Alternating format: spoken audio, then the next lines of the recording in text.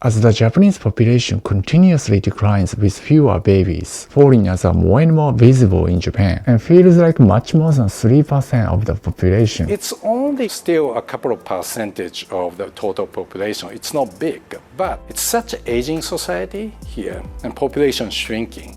And people coming in tend to be young, much younger than most Japanese people. So in other words, these people are more visible. Now let's talk about Japan for a second, because they have elected their first ever female prime minister. Does not matter that she is a woman, but she is a bad-ass chick and kind of a Trumpian, kick the illegals out of the country. First woman prime minister. Normally, the left would go gaga over her, but she's the most right-wing prime minister on the issue of immigration. Here's the New York Times story calling her a hardline conservative. And she blamed tourists for kicking the cherished deer in Nara. I'm glad that she used those outrageous incidents by foreigners to win. While many people support her stance on immigration and hoping that she's gonna minimize the issues around it, some of the foreign residents I talked to worry that Japan's gonna be unnecessarily harsher and give you less opportunities, and the public also might gonna be affected when it comes to anti-foreigner sentiment, which has been already going on this year. 一部の外国人による犯罪や迷惑行為、そして各種制度の不適切な利用によって国民の皆様が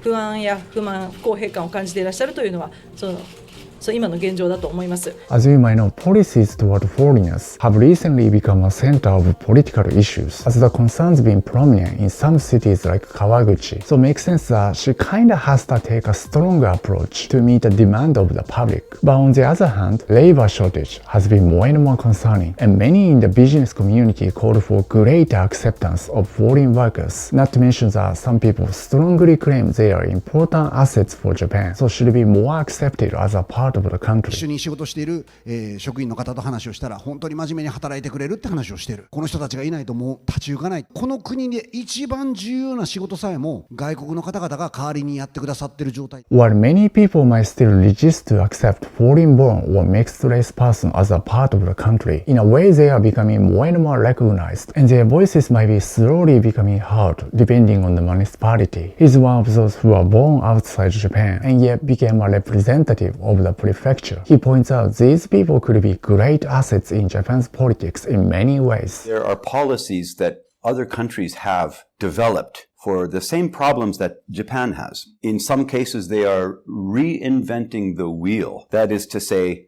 other countries have had exactly the same problems, and they have come up with solutions. Now, I understand solutions for their country.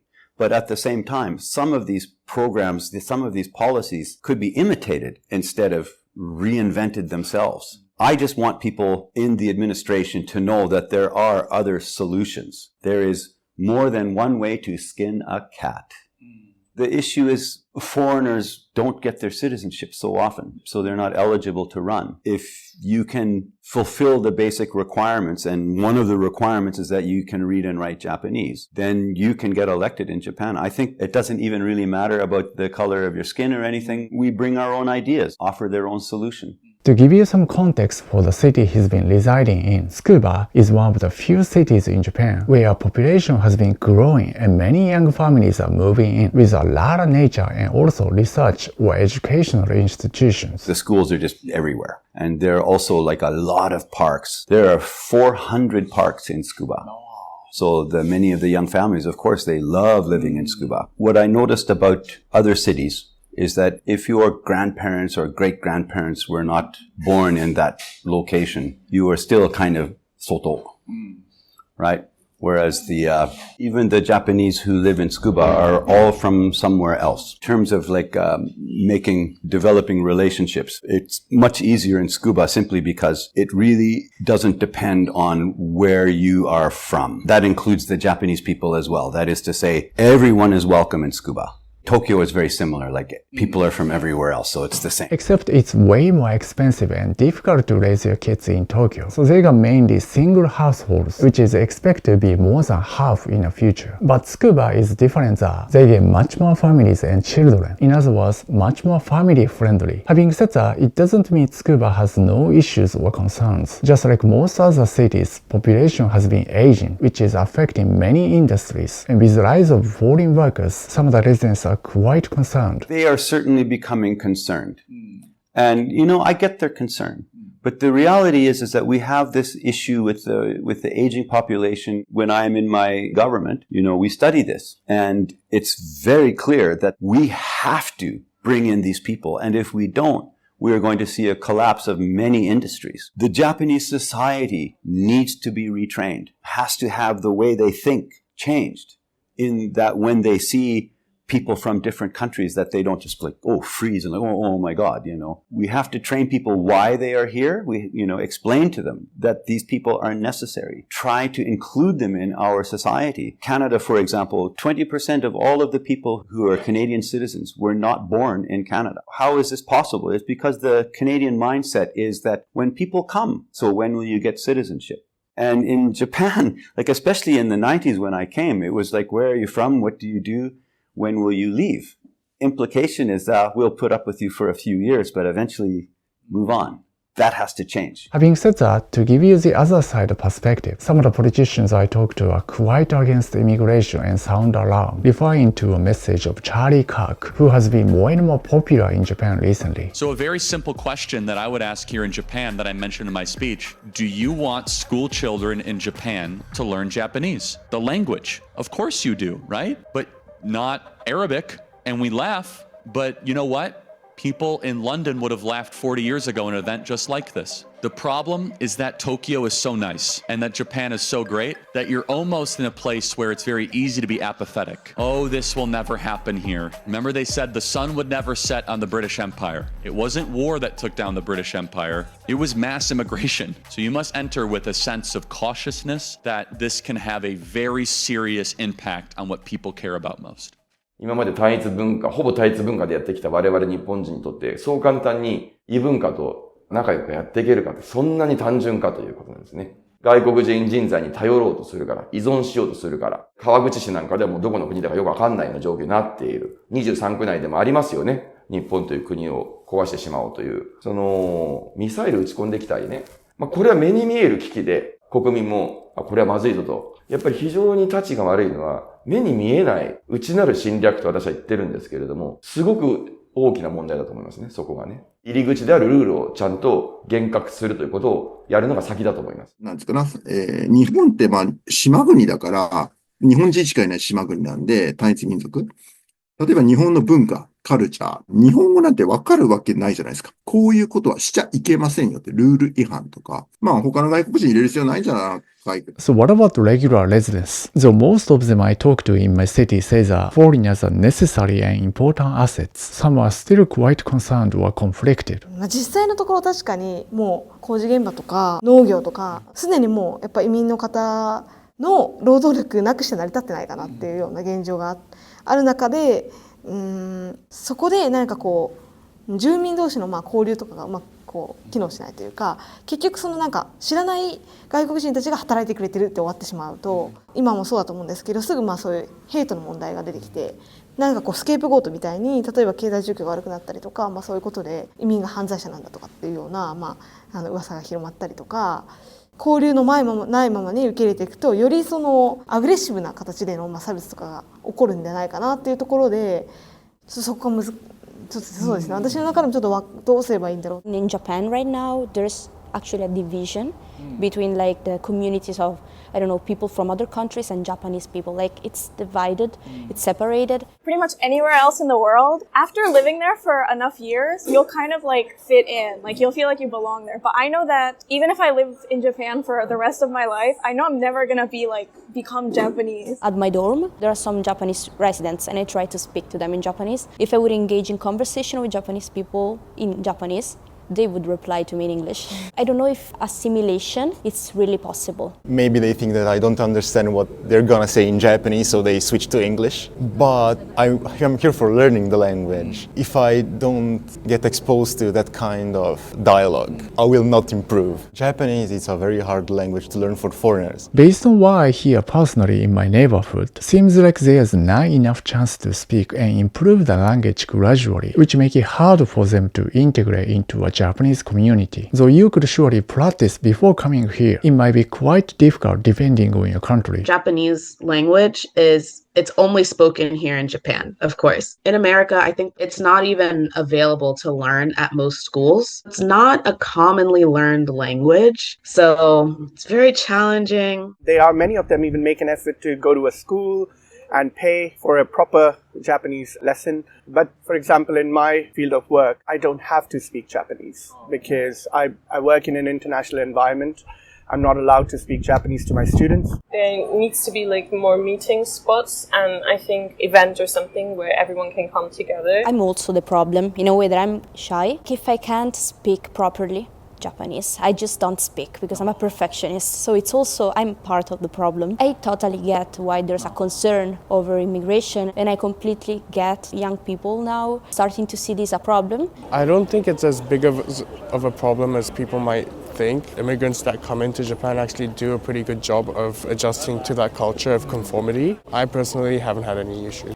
やっぱり郷に行ったら郷に従えみたいなのは日本人だから大切にしたいとは思うので、これはちょっと日本のルールを破っているというか、法にはないけどみんなが守っているような倫理観的な部分を破っている方はたまにいるなと思いますけど、私的には日本の文化に従っていただければ別に何も思わないですけどね。日本の文化に合わせてあんまり言い過ぎないようにしようとか、日本はこうだからって言って日本に住んでる外国人の方結構私の周りにもいるので、日本の文化やっぱり素敵だなって思うし、その日本の文化が好きで日本に来てる方って結構いると思うんですよ。なんかやっぱマナーの悪さとかテレビで取り上げられてしまうと、日本人ファーストとか真面目にね働いている方にとってみればすごく迷惑な話だろうなと思います。I believe Japan should not be worrying about it because you people are so deep rooted. I don't think anybody who comes here would change the culture here. I guess anybody who comes here will adopt something good and take along. This is what we need to do in Rome as the Romans do. Do you think many foreign residents can adapting to well? I don't think so, because the ones who come for a shorter span, they don't. Because in trains, we see people shouting and screaming when they see the bay and the boats. And if you don't have to stay long at a place, you don't bother about learning much. Personally, I really appreciate that I can leave my iPad on the table and go to the washroom, or my phone or whatever, even money, like cash. Who would want that culture to change? Isn't that the dream culture? Isn't that the way everyone would like their own culture to be? I get it that there are always going to be people who come from, say, a criminal background and they have already lost any semblance of morality. For them, like, Japan is just such a easy target. But these type of people don't tend to stay. They don't like it here. Culture around has far more influence on the individual than any individual has on the society. In the end, people who come to live in Japan become more Japanese. Japan does not become more foreign. That's not the way it works. It just does not work that way. To give you example on that, if you are female, you might gonna find yourself giggling differently after living here, let's say 5 years or more. Actually, I see many foreign women giggling like that, as culture influences people a lot. Having said that, he also points out, Japan really doesn't want this. Unfortunately, that's exactly what's happening to Kurdish community in Kawaguchi and Chinese community in Nishinari, to name a few. We don't want to create ghettos. We don't want to have like villages or towns where there is a huge majority and they control everything, and then they are taking over the society and saying, this is not Japan. And then they bring all of the problems from the home country with them. We don't want that. Like, my advice would be, try to get a few from here and a few from there. Try and mix it up a little bit, Fear of growing, the fear that Japan could become more riskier. It's going to become more dangerous and dangerous if more foreigners come to Japan. But a way for Japanese people to open to the world, open with the unknown, let's put it this way. Immigration could be really useful for Japanese society, in my opinion. I think there's not much that I can personally say to mitigate people's fears. But what I can say to people who are coming to Japan is respect the culture, and that will calm people's fears. I've heard the anti-foreign sentiment since COVID, because I was here during COVID. I've had people walk up to me and say, go home. And I'm going, this is home. I have made Japan my home. With people doing Japan first, I understand why. I understand you want your government to take care of you. You don't want your government to take care of other people who are coming here. I get it. I totally understand. What they're seeing is they're seeing a bunch of tourists come in, nuisance streamers or people come in, and I even get annoyed at that. Fitting into the Japanese society and respecting the culture is huge. In English, we have the saying, when in Rome, do as Romans do. Go ni ireba, go ni shitagae. You know, I'm in Japan. I can bring all of my Canadian culture, but I don't want to stand out that much. I want, like, when you're in the train, you be quiet. Conform to that. You can still bring your own culture. In a way, you insert it so that it's not taking away from what's already there. Because I think Japanese culture is beautiful. I don't want it to be Canada. When it comes to foreigners' integration, she consistently claims that it's a two-way street, and Japanese people also need to be educated. 日本の政策で足りないのは、日本人が外の空気をしっかりと学んでくる。こういったことに対する支援っていうのは少ない。行政の方々ってなんかピンときていないのかなと。もっと日本人が外にも出て外で活躍をして、でまたそれをまた日本に還元してくれるっていうような仕組みが今できてないんだと思います。受け入れるばっかりになってしまっている状況が今生み出されていると思います。今までは外国人っていう一括りで見てたんですけど、マイノリティとして生きた経験ってことじゃないですか、留学っていうのはやっぱり。結構いい勉強になったかなと思います。カナダといえど自分がいた地域は白人の人が 90% ぐらいを占める地域で、やっぱ自分もなんか言葉わからなくて辛い思いをしたので、困って助けを求められたら助けようと思うし。I do know that a lot of academic institutes are now currently working on, for example, having a scholarship. However, going abroad is definitely one kind of luxury right now. If foreigners got involved in volunteer stuff in their city, their town, wherever they're living, and build those relationships, I think that would help mitigate a lot of the fears that people have. My Japanese friends have taught me so much about the beauty of Japan. I wouldn't have known half of it had I not been so close with them. Being able to have that little piece of, you know, you belong here and you're part of this community, I think is really, really important. I have never experienced so much love as I have in the Japanese church that I'm in. They accept me. I'm the foreigner. I'm the one that's on the fringe. They're not yelling Japan first at me. They're going, no, you're welcome. I understand that the Japanese people in general are afraid. They are worried about their culture changing. I would point out that the culture changes anyway. I mean, who walks around with swords anymore, or the samurai haircut, or nobody does. So we need to recognize that our culture is constantly changing, and we need to see them as adding to the culture. It doesn't take away from Japanese culture. It adds to it, in my opinion. They have already come. They are already here. So what are we going to do about that?